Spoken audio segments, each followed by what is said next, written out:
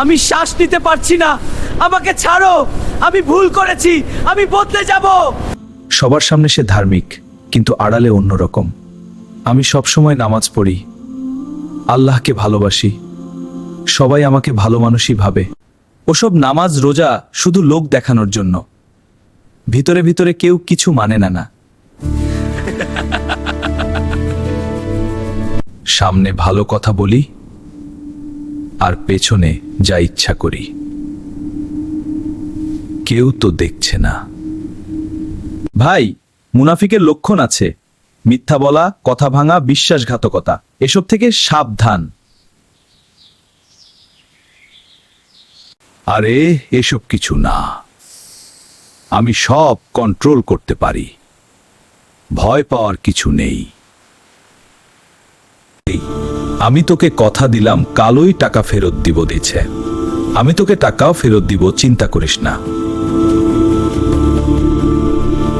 কথা দিলেই কি রাখতে হবে? ও ভুলে যাবে, আমার কি আসে যায়?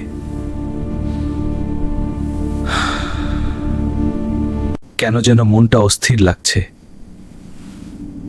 কিছু একটা ঠিক না, কিন্তু বুঝতে পারছি না। এটা কোথায়? চারপাশে এত অন্ধকার, আমি কিছুই দেখতে পাচ্ছি না।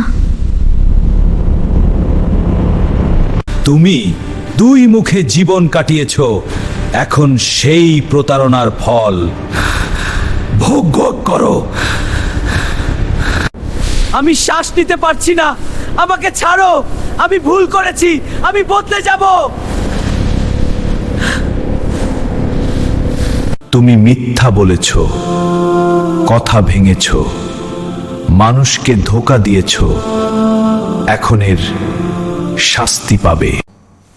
আল্লাহ, এটা স্বপ্ন ছিল, কিন্তু এত ভয়ঙ্কর। আমি আর এমন থাকবো না।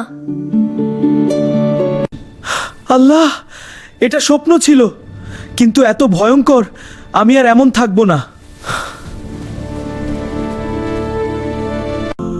আমি সত্যিই মুনাফিকের মতো আচরণ করছিলাম, আমি নিজেকেই প্রতারণা করছিলাম। হে আল্লাহ, আমাকে ক্ষমা করুন, আমি সত্যিকারের মানুষ হতে চাই।